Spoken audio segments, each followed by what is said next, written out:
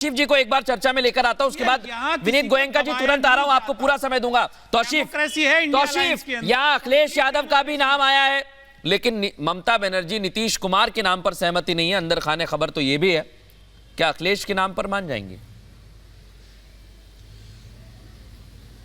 नहीं, देखिए, आज जो है बीजेपी बिल्कुल भी चर्चा नहीं करना चाहेगी कि एनडीए में क्या हो रहा है मध्य प्रदेश में, जहां वो अब रिसेंटली चुनाव जीते और जो सिंधिया फैमिली राजस्थान में जो उनके साथ थी, या शिवराज सिंह चौहान जो फ्रंट रनर थे, उनको उन्होंने साइड कर दिया। क्या ये उन्हें लोकसभा के चुनाव में उनको समर्थन देंगे या कुछ और होने वाला, ये सब में चर्चा नहीं करेगी बीजेपी।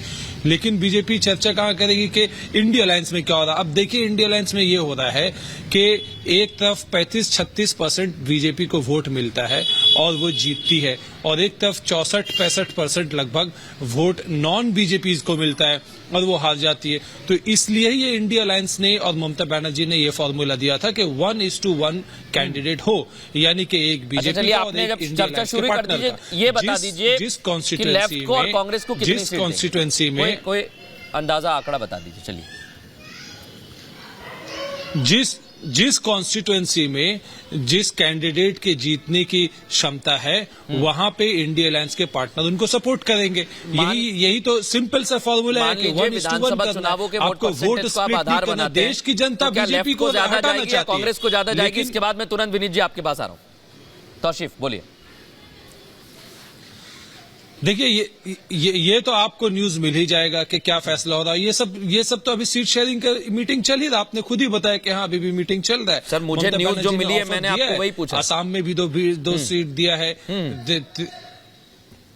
जी हाँ, तो इसमें तो अभी तक कोई ऑफिशियल फैसला अभी तक में नहीं हुआ है। अभी ऑफिशियल स्टेटमेंट अभी तक ऑफिशियल नहीं हुआ है, और यही मेरा आज की तृणमूल की तरफ से आया। आज की चर्चा का लब्बो-लुआब अभी तक रहा है कि कोई फैसला नहीं निकल रहा है। तौसीफ जी, ये आपने खुद बता दिया। विनीत जी, कोई फैसला अभी तक नहीं हो पाया। 4 बैठक तो हो गई जहां पर फिजिकली मिले, लेकिन 5वीं तो वर्चुअली हुई, डिक्लेयर नहीं हुए। आ रहा हूं तौसीफ जी, तुरंत आ रहा हूं। इसके बाद जीएम शाहीन जी और चारू जी आपके पास आऊंगा। हाँ, बोलिए। 2 बातें केवल कहना चाहूंगा। हाँ, देखिए, किन के नाम आए। नीतीश जी के नाम आए, ममता जी के नाम आए, खड़का जी का नाम आया, मुलायम पुत्र अखिलेश का नाम आया, बाला साहब का पुत्र उद्धव का नाम आया, स्टालिन पुत्र उदय निधि का नाम आया, राजीव पुत्र राहुल का नाम आया, लालू पुत्र तेजस्वी का भी नाम आया, अरविंद केजरीवाल का नाम ही नहीं आया, येडचूरी का नाम ही नहीं आया। इनके इंडिया अलायंस के अंदर या तो पुत्र है, उनके अंदर कॉमनिटी क्या है, समानताएं क्या है। एक किसी न किसी के पुत्र है, डायनेस्ट है, परिवार।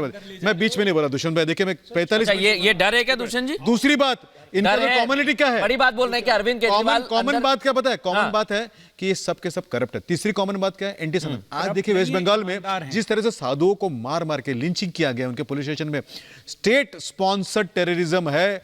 वेस्ट बंगाल में साधुओं को, हिंदुओं को मारा जाता है वहां पे, ये हमने देखा है। ये जो हिंदू विरोधी, ये केवल यही उनका साथ रहने का एक कारण है, बाकी कुछ कारण नहीं है।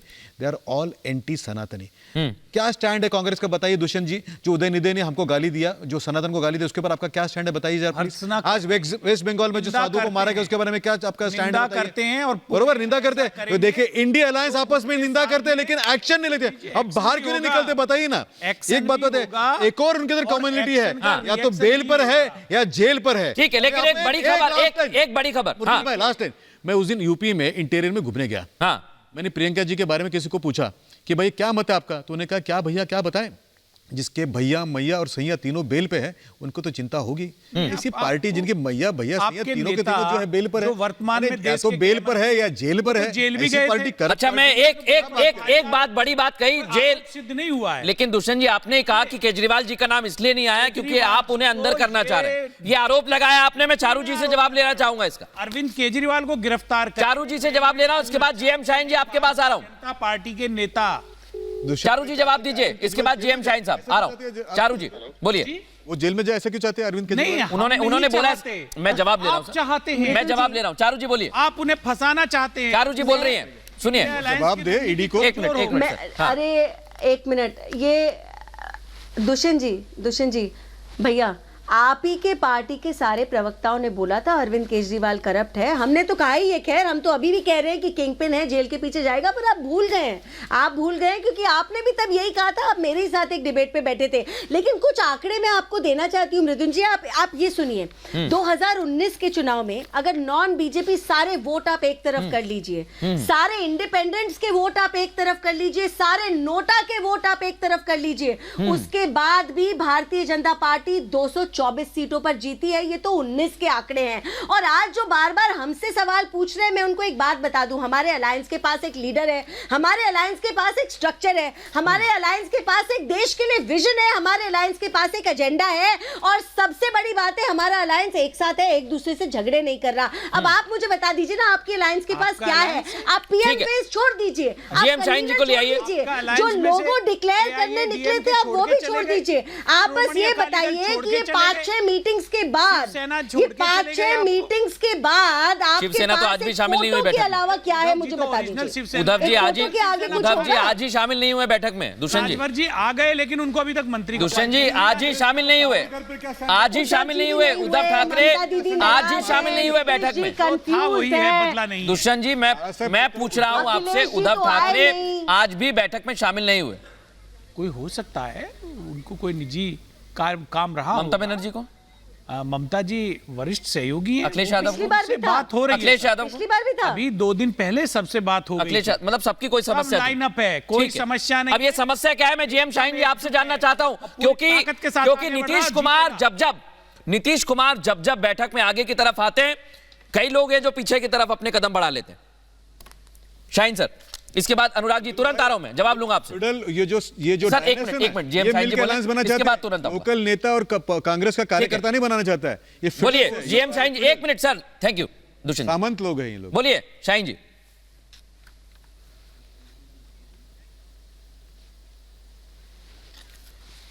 मुझे लगता है जीएम शाहीन जी आवाज आ रही है? नहीं आ रही। अनुराग जी आपके पास आ रहा हूं, क्या कारण हो सकता है, बता दीजिए आप ही।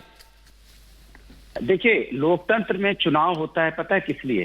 जनता अपना नेता चुनती है कि ये नेता आएंगे तो मेरी समस्याओं पे बात करेंगे, मेरी समस्याओं पे चर्चा करेंगे।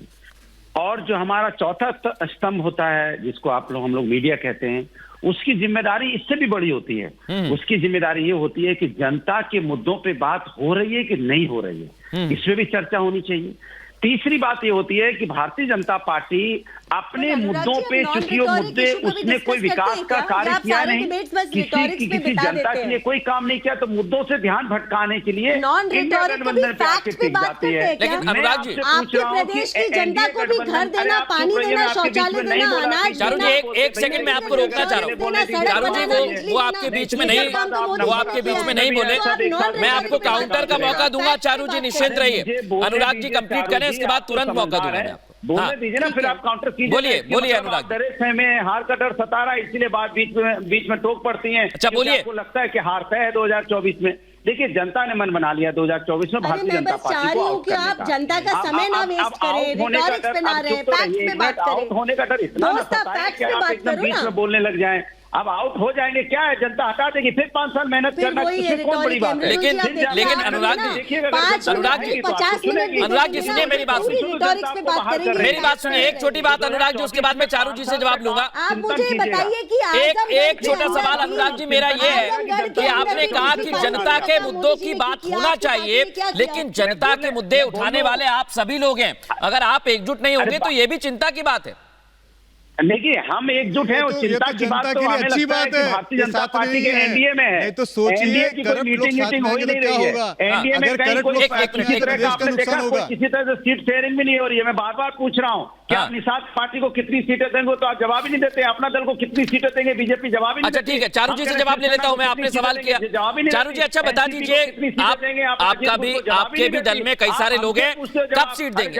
अनुराग जी, एनडीए कितनी दोनों की सीट पर बात हो रही है, आपकी सीट शेयरिंग नहीं हुई है, उनकी क्या स्थिति है बता रही है चारू जी। इसके बाद शाहीन सर के पास आवाज जारी होगी तो जाएंगे। चिराग पासवान कहां से लड़ेंगे, जरा पूछ लीजिए। मैं चैलेंज करता हूं, बताइए चारू जी, जवाब दीजिए। पूछे कहां से लड़ेंगे, जवाब दीजिए चारू जी। चिराग पासवान सुन लीजिए अनुराग जी, कौन लड़ेगा, पारस जी लड़ेंगे, बता दीजिए आप।